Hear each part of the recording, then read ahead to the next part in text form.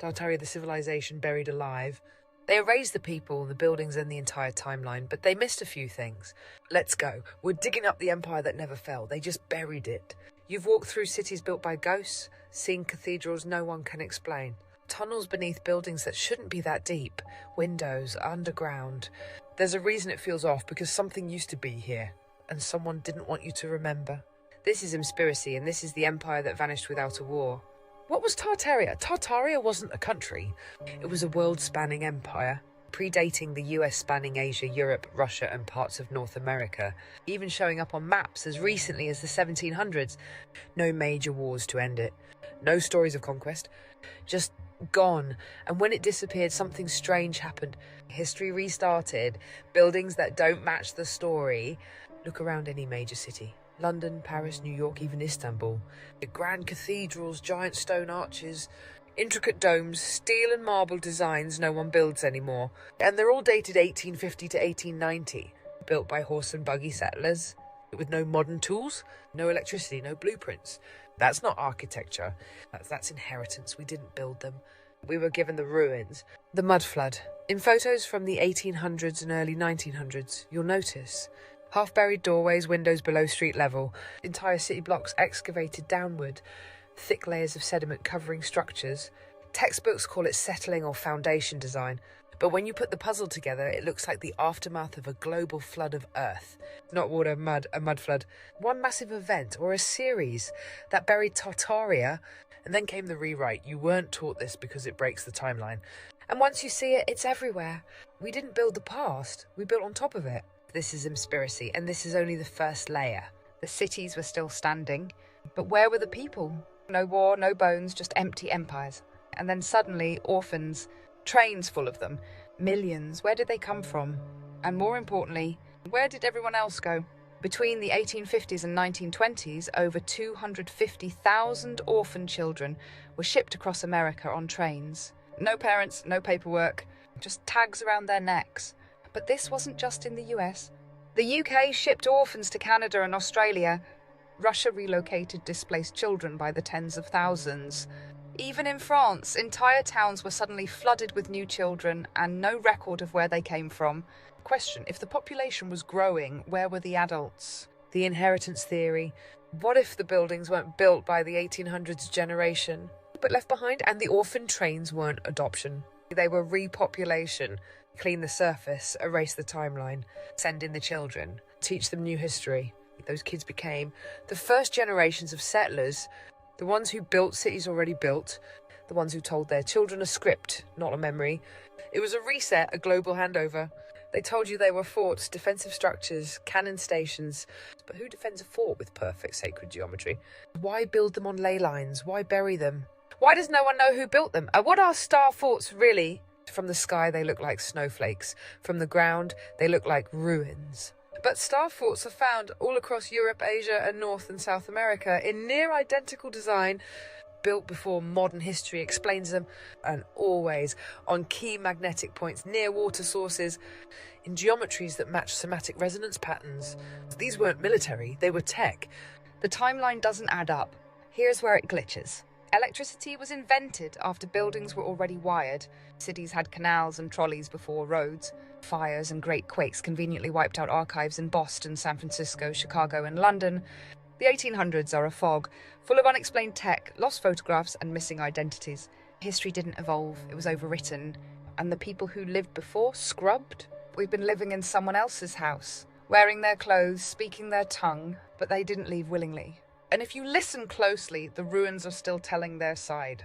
Draw lines between the star forts. Something happens. You get perfect symmetry, cross-continental connections, a literal world circuit.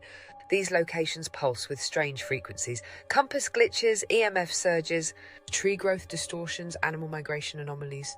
They weren't just buildings, they were nodes. Tartaria wasn't just a civilization, it was an energy system. The reset buried the circuit. After the mud flood, many star forts were filled in with dirt. Others were turned into tourist sites with no functional explanation. Some were turned into parks or fenced off as military restricted zones. Why erase them? Because if you studied their layout long enough, you'd see a power network. Not nuclear, not fossil, natural energy, pulled from the earth, air, water, and sound. Tartarian buildings weren't just beautiful, they were tuned. Domes that amplified sound, towers that harmonized frequency, metallic spires shaped to move charge, copper roof structures positioned like antennas. They didn't need power lines. The architecture was the power source. The buildings fed off the earth, and the people lived inside a world of clean, harmonic, free-flowing energy. Until the reset, until the silence, they buried the cities, filled the circuits with dirt, taught us to call them ruins. But underneath the story, the grid is still live, and some of us can feel it. This is Emspiracy, and we're not just uncovering the past, we're waking it up. The mud flood. In photos from the 1800s and early 1900s, you'll notice half-buried doorways, windows below street level, entire city blocks excavated downward, thick layers of sediment covering structures. Textbooks call it settling or foundation design, but when you put the puzzle together, it looks like the aftermath of a global flood of earth. Not water, mud, a mud flood. One massive event, or a series, that buried Tartaria, and then came the rewrite. You weren't taught this because it breaks the timeline. And once you see it, it's everywhere. We didn't build the past, we built on top of it. This is Emspiracy, and this is only the first layer. The antennas in disguise. Cathedrals, mosques, temples, even old town halls. They all share the same structure. Copper domes, pointed spires, rose windows with somatic patterns, pipe organs tuned to forgotten frequencies. These weren't for ceremony, they were receivers, amplifiers, transmuters, pulling in energy from above and cycling it through the city. They weren't praying, they were charging the ether network. The word ether appears constantly in pre-1900s texts. It was described as a medium that carries a light, a field that powers life, an energy layer that fills the air. Tartarian tech used ether towers to pull energy from the sky. You see them now as bell towers, obelisks, spires, forgotten poles capped with metal spheres. Tartarian cities weren't powered like ours. They breathed. Water ran beneath them. Vibration echoed through their walls. Buildings were alive with charge. They say water has no memory, but old tech says otherwise. Domed fountains tuned to specific tones, pools that vibrated at healing frequencies, public baths that aligned with celestial cycles. The water carried more than current. It carried intelligence, and we built over it with concrete, plastic, and noise. The silence that followed. Then came the fires, the earthquakes, the rebuilds. They stripped the copper, knocked down the towers, rewrote the purpose. They told us the tech was myth, the ether was nonsense, and the silence was normal. But listen closely, some towers still hum, some buildings still pulse. And some of us, we still hear the signal. They didn't destroy the old world, they muted it. But you can only suppress resonance for so long. The towers are still standing, the stone still remembers, and the pulse is returning. And the system they buried might still be active. What happens when a civilization gets too advanced? Too self-sustained? Too independent? They stop needing the systems we were born into. So they did what they always do, reset. But this wasn't a natural disaster. This wasn't an accident. This was intentional. There are dates in history that don't match. The 1750s is one of them. The 1830s is another. Suddenly new technologies disappear and new architectures emerge. But the reset wasn't a global catastrophe. It was a controlled collapse. Why? Because Tartaria was self-sustained, no centralised control, no external dependence, no energy grid. And what do you do when a society becomes too powerful? You erase it, and you take its energy. How they wiped the past? The reset wasn't just about destroying buildings, it was about destroying memory. Old maps were altered, texts were destroyed or hidden, and ancient wisdom were made illegal. People were moved, divided and scattered. They erased the blueprints of free energy. They erased the knowledge of harmonic architecture. They erased the people, moving them around, orphaning them. And for what? So they could take control. So they could rebuild the grid on their terms. The world we know today is built on a design. A network that's efficient, but also limiting. Energy now moves through wires instead of air. Cities are shaped by grids, not flow. Every part of life, down to your time and attention, runs on a meter.